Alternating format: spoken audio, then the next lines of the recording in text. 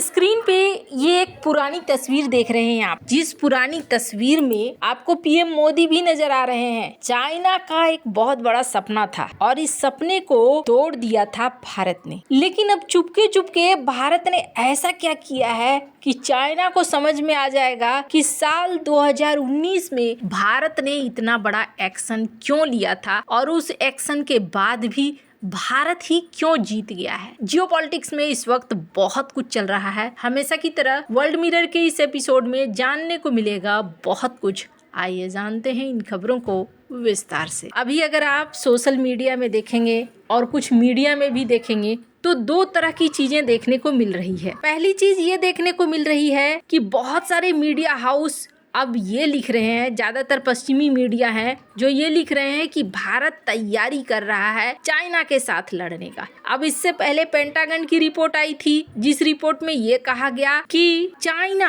भारत के साथ लड़ाई करेगा ही करेगा। लेकिन अब ये भी रिपोर्ट आनी शुरू हो गई है कि भारत ने भी तैयारियां करनी शुरू कर दी है। ऐसा लगता है जैसे तीसरा पक्ष ये चाह रहा है कि दोनों आपस में भिड़े, और ये बात चाइना ने कहा भी था। अभी स्क्रीन पर एक आर्टिकल देखिए जिसमें चाइना ये कहते हुए सुना जा रहा है कि हम आपसी विश्वास को बनाए रखने के लिए साथ मिलकर काम करने को तैयार हैं ताकि आपस के अंदर विश्वास हो सके। अब जरा भारत के तरीकों को देखिए तो भारत ने ना दो चीजें इस्तेमाल की, रणनीतिक और आर्थिक दोनों ही, और बहुत लंबा गेम खेला भारत ने। अब मैं ऐसा क्यों कह रही हूँ, स्क्रीन पर एक आर्टिकल देखिए जिस आर्टिकल में ये कहा जा रहा है कि चाइना ने अब मैग्नेट को लेकर थोड़ी छूट देनी शुरू कर दी है। भारत के कार मार्केट, भारत के ईवी मार्केट को डाउन करके रखने के लिए चाइना ने रेयर अर्थ मटेरियल पर रोक लगाना शुरू कर दिया। हालांकि रेयर अर्थ मटेरियल का ये रोक सिर्फ भारत के ऊपर नहीं बल्कि कई सारे देशों के ऊपर लगाना शुरू किया। चाइना जो कि 70 से 80% तक रेयर अर्थ मटेरियल सप्लाई करता है, वो अचानक से रोकने लगा। ये दुनिया के ऊपर दबाव बनाना था कि भाई इस मार्केट में सिर्फ हम ही राज करेंगे, तुम अगर राज करने की सोच रहे हो तो ये तुम्हारे लिए मुश्किल है। पर अब वही चाइना कुछ कंपनियों को छूट दे रहा है ताकि भारत को रेयर अर्थ मटेरियल मिले, लेकिन एक कंडीशन लगा रहा है कि सिविलियन यूज के लिए ही आप खरीद सकते हैं। आप हमारे रेयर अर्थ मटेरियल का इस्तेमाल करके अगर युद्ध की कोई तैयारी कर रहे हैं तो वो काम आप नहीं कर सकते हैं। तो ये चाइना का रूप है जो देखने को मिल रहा है। वहीं बात करें भारत क्या कर रहा है, भारत ने बड़ी तेजी से दो काम किए हैं। पहला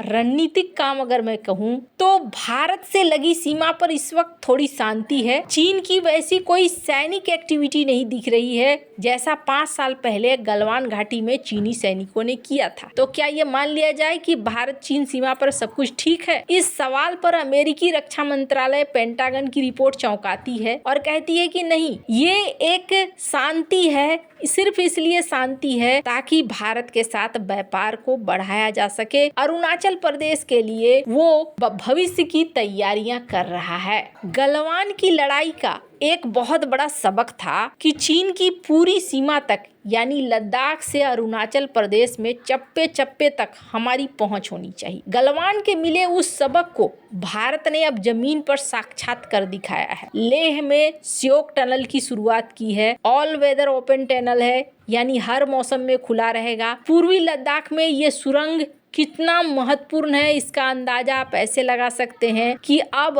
आसानी से यहाँ पर सालों भर सेना या रसद का पहुँचना आसान हो जाएगा। पिछले 5 सालों में 28 सड़कें तैयार की है।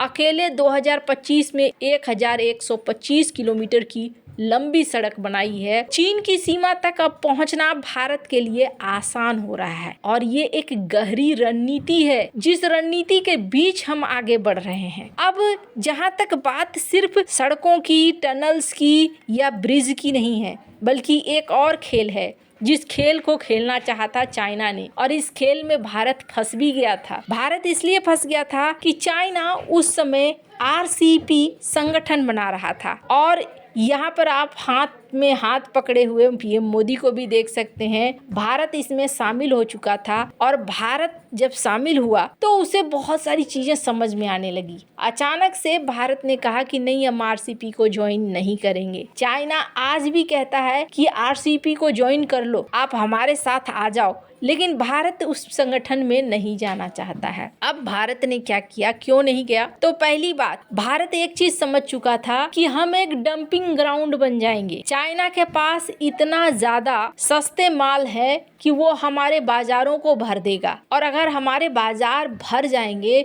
तो फिर हमारे उद्योग बर्बाद हो जाएंगे, और अगर हमारे उद्योग बर्बाद हो गए तो हम पूरी तरीके से चाइना के ऊपर आश्रित हो जाएंगे। ये कोई बराबर का सौदा नहीं रहा, इसलिए चाइना के साथ हम ये सौदा नहीं कर सकते हैं। भारत ने ये सौदा तोड़ दिया और चाइना आज भी चाहता है कि भारत इसमें आ जाए। कारण क्या है? कारण ये है कि भारत बहुत बड़ा बाजार है। लेकिन असल खेल भारत ने क्या किया, ये जो एग्रीमेंट आपने देखा ना न्यूजीलैंड के साथ, इस एग्रीमेंट के साथ ही भारत ने आखिरकार पूरा कर लिया अपना टारगेट। वो टारगेट क्या था? टारगेट ये था कि भारत चाहता था, ठीक है, आरसीपी के जितने सदस्य हैं सबके साथ मैं समझौता करूंगा, सिर्फ चाइना के साथ मैं समझौता नहीं करूंगा। हमारा समझौता हर किसी के साथ होगा, लेकिन चाइना के साथ नहीं होगा। अगर चाइना के साथ होता है तो हम बुरी तरीके से फंस जाएंगे, क्योंकि चाइना मैन्युफैक्चरिंग हब है। तो भारत ने क्या किया, पहले से कुछ एफटीए थे ही, जैसे साल 2010 में भारत और आसियान का एफटीए, उसके बाद भारत दक्षिण कोरिया का सीपीए, साल 2011 में भारत जापान का सीपीए, दिसंबर 2022 में भारत ऑस्ट्रेलिया का आर्थिक सहयोग और व्यापार समझौता, फिर भारत ने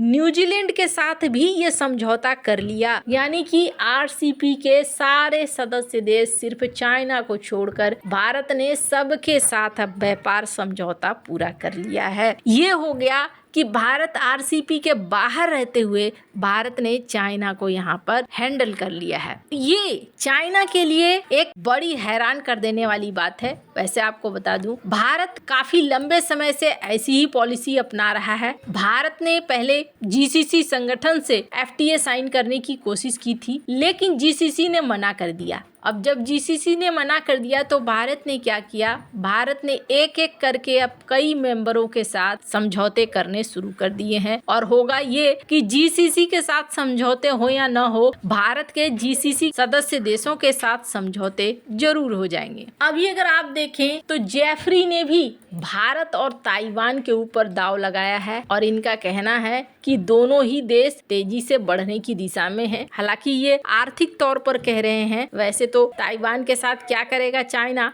इसका कुछ पता नहीं है, पर भारत के लिए ये एक बढ़िया साइन है कि भारत की इकोनॉमी को लेकर आखिरकार अब कई संगठन भी कह रहे हैं कि भारत अच्छे से तरक्की करेगा। खैर, अब यहाँ पर बच जाता है अमेरिका। अगर अमेरिका के साथ ट्रेड डील फाइनल हो जाती है तो भारत के लिए ये काफ़ी आसान हो जाएगा। आपको क्या लगता है, इन सब मामले में आपकी क्या राय है? कमेंट कर जरूर बताएं। जल्द मिलते हैं अगले वीडियो में नई खबर के साथ।